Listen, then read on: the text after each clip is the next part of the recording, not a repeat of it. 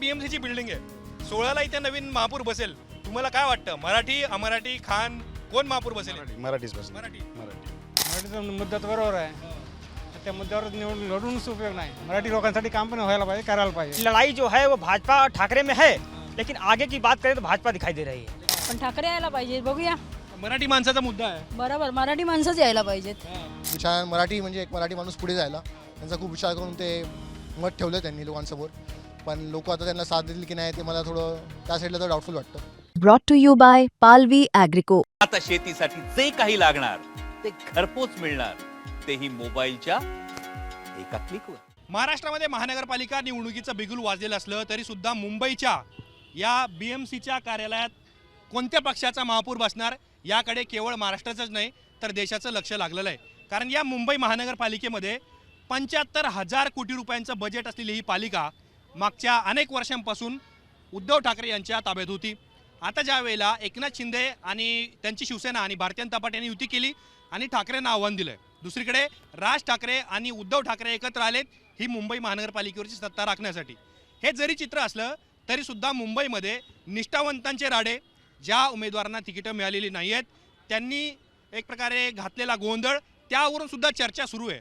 227 लोक या महानगरपालिकेमध्ये निवडून जातात. आपल्या वार्डाचे प्रश्न असतील, विकास कामं असतील, त्याबद्दल इथून निधी त्यांच्या भागांमध्ये येतात. पण आता ज्या वेळेला मी फिरोजशाह मेहता यांच्या पुतळ्यासमोर उभा आहे आणि बाजूला इथे तुम्हाला छत्रपती शिवाजी महाराज टर्मिनस आहे आणि BMCची बिल्डिंग आहे.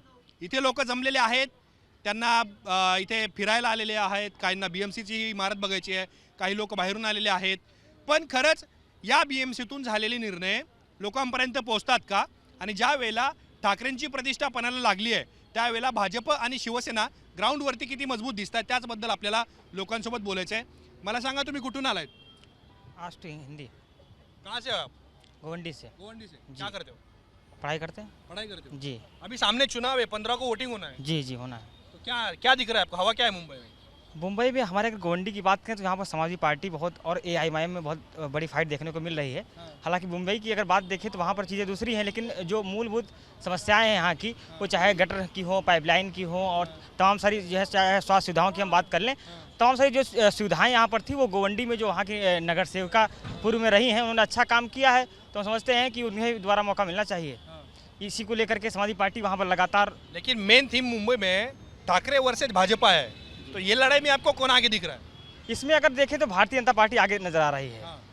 भारतीय जनता पार्टी आगे नजर आ रही है. वहीं अगर बात करें ठाकरे गुट को लेकर के जो पिछले रिजल्ट आपने देखे उसमें क्या स्थिति रही वो आपको ही मालूम है. तो उससे साफ तौर पर ये मालूम होता है कि लड़ाई जो है वो भाजपा और ठाकरे में है, लेकिन आगे की बात करें तो भाजपा दिखाई दे रही है. अरे समोर BMC आहे, 75,000 कोटी रुपयांचं बजेट आहे. 227 लोक 16 तारखेला निवडून जातील. जेव्हा की मुंबईत गटर, रस्ते, काय लोकलची समस्या किंवा सामान्य माणसाला, नोकरदाराला रोज दैनंदिन ज्या गोष्टींचा सामना करायला लागतोय ह्या गोष्टी मिटू शकतील असं तुम्हाला वाटतं? ॲक्च्युली आता लोकसंख्या वाढत चालली आहे त्याच्यामुळे सरकारवर पण ते प्रेशर येत आहे. तर कुठेतरी लोकसंख्या आणि ह्याचा ताळमेळ सगळा बसला पाहिजे असं मला वाटतं. आणि फॅसिलिटी पण थोड्या कमी वाटतात. आता एवढी लोकसंख्या आहे त्याप्रमाणे त्यांनी म्युन्सिपॅलिटीने थोडं लक्ष घातलं पाहिजे. जसं रेनी सीझनमध्ये फार त्रास होतो आणि बऱ्याच वेळा आपल्याला पब्लिक ट्रान्सपोर्टसुद्धा अवेलेबल नसतं. त्याच्यासाठी पण त्यांनी थोडं लक्ष घातलं पाहिजे. पण या निवडणुकीमध्ये ही निवडणूक वेगळी अशा अर्थाने सुद्धा आहे की ते मराठीचा मुद्दा चर्चेत आहे. उद्धव ठाकरे आणि राज ठाकरे पहिल्यांदा एकत्र आलेत. तुम्हाला काय या राजकीय घडामोडीकडे पाहून तुम्ही काय विचार करता? आता होप्स खूप आहेत आपले त्यांच्याकडून. हां, त्याच्यामुळे बघू आता. समोर भारतीय जनता पार्टी, शिवसेना आहे. तेच आता बघायचं आपण. मुलुंडमध्ये कुणाची हवा दिसते तुम्हाला?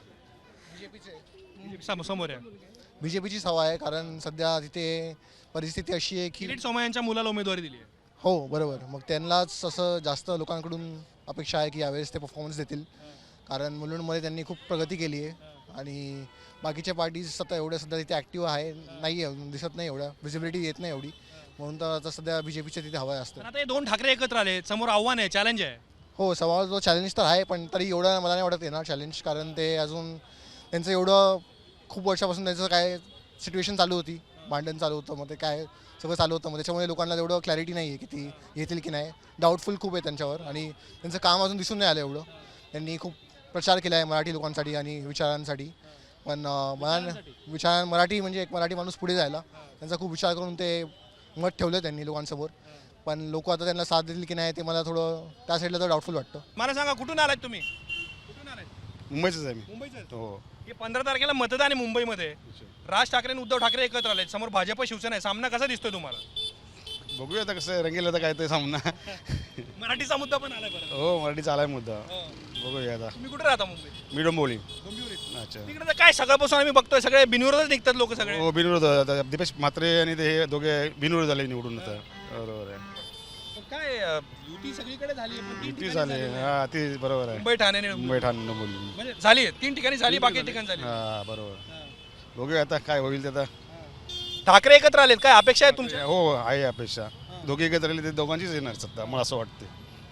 भाजप तुम्हाला माहिती आहे ना, भाजप ग्राउंडवर किती यावेळी शक्तिशाली दिसतोय. भाजपचा दावाच आहे की आमचा महायुतीचा महापौर बसेल इथे. ठीक आहे बघूया आता काय होईल. निकाल लागेल तेव्हा समजेल आपल्याला 16 तारखेला. तुम्ही बोलणं टाळत आहे, ते बोलत नाहीत. पण इकडे BMCची बिल्डिंग आहे, 16ला इथे नवीन महापौर बसेल. तुम्हाला काय वाटतं, मराठी अमराठी खान कोण महापौर बसेल? मराठीच बस. मराठी. मराठी. कुठल्या पक्षाचा? बघूया ठाकरे मनसे दोघांपैकी एक. ठाकरे किंवा मनसे? मनसे हा. दोघांपैकी एक. दोघांपैकी. काका तुम्ही कुठून आलात? कुठून आलात? कुठून आलात? मी आलो ठाण्यावरून. ठाण्यावरून. काय नोकरीनिमित्त इकडे आहे का? अच्छा. मुंबईमध्ये मतदान आहे, 15 तारखेला मतदान होईल आणि 16ला निकाल लागेल. या BMCमध्ये 227 लोक निवडले जातील. उद्धव ठाकरे आणि राज ठाकरे पहिल्यांदा एकत्र आलेत. समोर भारतीय जनता पार्टी आणि शिवसेना आहे. तुम्हाला सामना कसा दिसतोय? सामना थोडा होईल सर, टफ होईल. मराठीचा सुद्धा मुद्दा आहे निवडणुकीमध्ये. मराठीचा मुद्दा तर बरोबर आहे. त्या मुद्द्यावर लढूनच उपयोग नाही. मराठी लोकांसाठी काम पण व्हायला पाहिजे, करायला पाहिजे. बोल की नाही, ते सामना टफ होणार. का झालं नाही मराठी लोकांसाठी काम असं तुम्हाला वाटतं? ते राजकारणात कोण जबाबदार कोण आहे? जबाबदार आपण स्वतः व्यक्तीच काय म्हणतात माणसंच जबाबदार आहेत. आपल्याला हे समजायला पाहिजे कोणाला निवडून द्यायला पाहिजे, कोण आपल्यासाठी करू शकतो काम. असं प्रकारे ते सगळं माहिती पाहिजे लोकांना. खूप विचार करायला या लोकांनी. पण हे जे हे म्हणतायत की महापौर अमराठी होईल, खान होईल, काय मराठी होईल, काय याच्यावर आहे राजकारण? तुम्ही कसं विचार करता? तर राजकारण विचार म्हणजे कसं काय आता कोण महापौर झालं पाहिजे असं तुम्हाला वाटतं? आता महाराष्ट्र म्हटलं मराठीच व्हायला पाहिजे, मराठीच व्हायला मराठीच बनवायला. येस. पण ते काल तुम्ही ते कृपाशंकर सिंग यांचं भाषण ऐकलं का? मीरा भाईंदरमध्ये ते म्हटले की इथं अमराठी लोकांची संख्या जास्त आहे, आम्ही आमचाच महापौर बसवू. ते निवडून येतील तेव्हा ना, हा महत्त्वाचा मुद्दा आहे. मराठी लोकांनी जागवायला पाहिजे आणि ह्या गोष्टीवर जास्त गांभीर्याने लक्ष द्यायला पाहिजे, जेणेकरून मराठी माणसाचाच इथं हक्क राहायला पाहिजे. उद्धव ठाकरे आणि राज ठाकरे आता काय करायला पाहिजे इथून पुढे असं तुम्हाला वाटतं? इथून पुढे लोकांच्या जेव्हा सुखसोयी आहेत, लोकांविषयी जे काय आपुलकी जे काय बोलतायत ना ते सगळं करून दाखवायला पाहिजे. ग्राउंडमध्ये करायला पाहिजे. पेपरमध्ये करणं वेगळं आणि ग्राउंडमध्ये करणं वेगळं आहे. समजलं की नाही? तर त्यांनी ग्राउंडमध्ये करायला पाहिजे.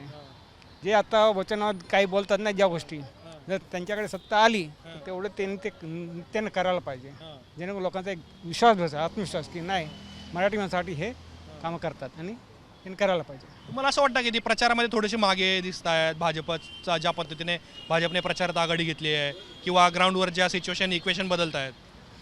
ते तर बरोबर आहे. भाजपांचा प्रचार करायची प्रॅक्टिस वेगळी आहे, यांची प्रचार करायची पद्धत वेगळी आहे. समज की नाही? पण मराठी माणूस थोडासा भावूक असतो, हळवा असतो. काय यावेळेला तो कुठे जातोय असं तुम्हाला दिसतंय? प्रत्येक ठिकाणी हवा होऊन जमत नाही, प्रत्येक ठिकाणी भाऊ होऊन जमत नाही. विचार पण करायला पाहिजे. नाही आपण विचार करायला पाहिजे की आपण आता हे जर निवडून दिलं तर पुढे आपल्याला भविष्य आपलं कसं आहे, किंवा आपल्या मुलांचं म्हणा किंवा तरुण पिढीचं भविष्य काय आहे, ह्याविषयी त्यांनी लक्ष घ्यायला पाहिजे ना ह्या गोष्टीचं. असं आहे. शक्यतो मराठी म्हणजे जे आता हे दोन भाऊ लढत आहेत मराठी म्हणून चांगलं आहे. पण भाजपमध्ये पण मराठी माणसं आहेत ना? आहेत, पण भाजप मराठी माणसं आहेत. भाजप सांगताना बरंच का सांगतो, पण अमराठी पण जास्त त्याचा त्या भाजपमध्ये जास्त लोक आहेत अमराठी. समजलं की नाही? म्हणून ते कृपाशंकर सिंग का बोलले अमराठी जास्त असल्यामुळे त्यांनी ते म्हणजे त्यांना असा आत्मविश्वास होतोय, पण तो आत्मविश्वास त्यांचा तो खोटा ठरणार ह्यात का शंका नाही. आणि ठरायला पण पाहिजे खोटा, जेणेकरून आपल्या मराठी माणसाचं वर्चस्व राहायला पाहिजे. कारण महाराष्ट्रात मुंबई आहे, मुंबई हातातली जायला नाही पाहिजे. समजलं की नाही? मुंबई कसं म्हणतात ना सोन्याचा अंडे देणारी कोंबडी आहे. भाजप टिपून बसलं आहे आणि भाजपचे काही कृती अशा आहेत की ते अमराठी लोकांसाठी जास्त त्यांनी हे केलेलं आहे, सपोर्ट केलेला आहे. अमराठी सपोर्ट केला तर काही त्याचा परिणाम मराठी माणसावरती होऊ शकतो. तसं होऊ नये म्हणून मराठी लोकांनी ह्या गोष्टीचा विचार करून मुंबई आपल्या ताब्यात ठेवण्यासाठी प्रयत्न करायला पाहिजे. मला सांगा, आपण अशा वेळेस बोलतोय ज्या वेळेला आता ही दक्षिण मुंबई आहे, पार दादर मुलुंडपर्यंत मराठी माणूस कमी होत चालला आहे. नालासोपाऱ्यापर्यंत लोक गेलीत. आता नवी मुंबईत मराठी माणूस मुंबईतून, सेंट्रल मुंबईतून, कोर मुंबईतून हद्दपार व्हायला जबाबदार कोण आहे? या प्रश्नाचं उत्तर तर शोधायला लागेल ना. नाही, जबाबदार म्हणजे कसं, शेवटी माणूस जबाबदार, प्रत्येक व्यक्ती जबाबदार आहे. तुम्ही स्वतः विचार करायला पाहिजे होता. ज्यांच्या हाती तुम्ही सत्ता देता ते ठीक आहे, 5 वर्ष त्यांनी सत्ता कशी केली, काय केली. तुम्ही भाऊ कोण किंवा हे करून तुम्ही पुन्हा ते हे करू नका. समजलं की नाही. तर एकदा सत्ता दिल्यानंतर त्यांनी सत्तेमध्ये किती परिवर्तन केलं, मराठी लोकांसाठी काय काय केलं, मराठी माणूस किती एकत्र राहिला, काय आहे. जर तसं होत नसेल तर तुम्ही जो करत असेल त्या पाठीमागे उभं राहायला हरकत नाही. माझं तर मत आहे, पक्ष बघू नका, जो तुमच्यासाठी खंबीर आहे, तुमच्यामुळे सार्वजनिक ह्याच्यासाठी, त्याच्या पाठीमागे भक्कम उभं राहा.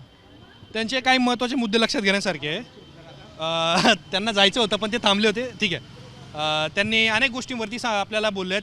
पण ताई, तुम्ही कुठून आलात? मी उल्हासनगर. उल्हासनगर कामानिमित्त इकडे आला होता. हो हो. आता हे BMC आहे, इथे 15ला मतदान आहे. काय हवं काय दिसते तुम्हाला? 2 ठाकरे एकत्र आलेत. काय होईल ते होईल, आता काय सांगता येत नाही बाई काय. पण ठाकरे यायला पाहिजे, बघूया. मराठी माणसाचा मुद्दा आहे. बरोबर, मराठी माणसंच यायला पाहिजेत. चला. मग हा प्रचार पण सुरू झालाय की ठाकरे जिंकले तर खान आडनावाचा व्यक्ती महापौर होईल. असं काय नाहीये, असं काय नाहीये. हे बोलायची वार्ता आहे, बाकी काय नाही. जो येईल तो येईल. चला. तर ते मराठी माणूस व्हायला पाहिजे असं ते म्हणतायत. त्यांच्या सुद्धा भावना आहेत. काका, तुम्ही कुठून आलायत? अच्छा. तर तिथं जे एक व्यक्ती बोलत होते, जे काका होते ते, आणि आता ह्या ज्या ताई आल्यात, त्यांचं असं म्हणणं आहे की मुंबईमध्ये मराठी माणसाचा वर्चस्व असलं पाहिजे, मराठी माणूसच महापौर झाला पाहिजे. आता जरी ज्या राजकारणाच्या केंद्रस्थानी मराठी माणूस किंवा मराठी माणसाचे मुद्दे किंवा मुंबईची अस्मिता या सगळ्या गोष्टींबद्दल जरी चर्चा घडत असली तरीसुद्धा लोक मात्र उघडपणे व्यक्त होत आहेत. मुंबई महानगरपालिका इथे आहे, अर्थातच इथे राहणारा जो वर्ग आहे तो पॉश इलाक्यात राहतो, अधिक पैसे कमावणारा वर्ग आहे. मराठी माणूस हा नोकरदार आहे. नोकरीनिमित्त दक्षिण मुंबईच्या भागामध्ये मराठी माणूस येत असतो. पण ज्या वेळेला निवडणुकीचा विषय आहे, निवडणुकीमध्ये काय कसं मतदान घडेल, राजकीय समीकरणं कशा काय बदलतील याच्याबद्दल ज्यावेळेला चर्चा होते त्यावेळेला मराठी माणूस हा तुम्हाला उघडपणे बोलताना पाहायला मिळेल. त्यामुळं आपलं 15 तारखेच्या निकालाकडे उद्धव ठाकरे, राज ठाकरे यांच्या युतीकडे लक्ष असेल. भारतीय जनता पार्टी आणि शिवसेना कशा पद्धतीने इक्वेशन या निवडणुकीमध्ये टाकते ते सुद्धा आम्ही तुम्हाला दाखवण्याचा प्रयत्न करू. पण या निवडणुकीकडे काय गोष्टी बदलतील याकडे सुद्धा आम्ही तुमच्यापर्यंत पोहोचवण्याचा प्रयत्न करू. मुंबई तकच्या व्हिडिओ आणि लाईव्ह सेक्शनमध्ये जर तुम्ही गेलात तर मुंबई या निवडणुकीचे ग्राउंड रिपोर्ट्स, नेत्यांचे इंटरव्ह्यूज हे सगळे तुम्हाला पाहायला मिळतील. या सगळ्या प्रकरणांबद्दल तुमच्या कॉमेंट्स आम्हाला सांगा, तुमची मतं आम्हाला या कॉमेंट बॉक्समध्ये कळवा. कॅमेरामॅन सिद्धेशसोबत मी आतिक, मुंबई महानगरपालिका, मुंबई.